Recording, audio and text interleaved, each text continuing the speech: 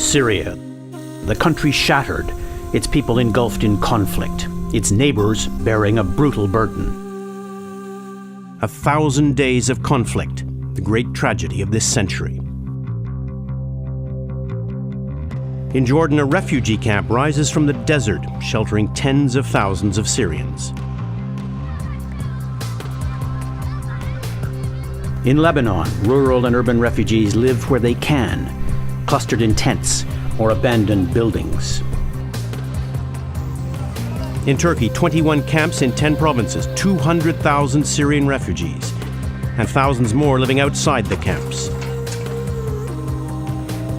In northern Iraq, these Syrians find refuge in a park.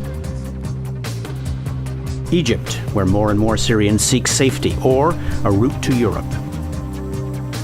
More than 2 million refugees. Syria is hemorrhaging women, children, and men.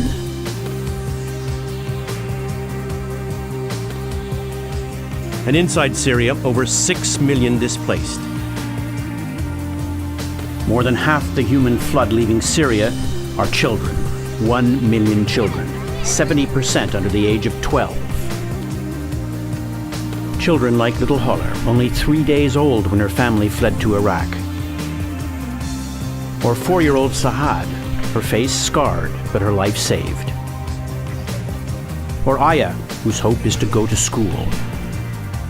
Or Abdullah, who works to feed his family. The tide does not subside. Last August, over 40,000 refugees crossed a temporary pontoon bridge in northern Iraq in just 1 week. More recently in Aqsa, Lebanon, 6,000 new arrivals in a matter of days. In Jordan, refugees flooded in an overnight crossing. Borders are overflowing. Support is critical and critically needed for communities hosting so many refugees. Neighboring countries have shown great generosity, but the strain on economies, on infrastructures, is acute.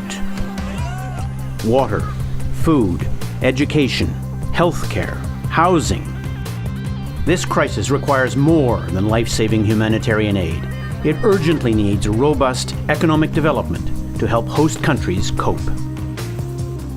Across the region, the sense of a future has been broken.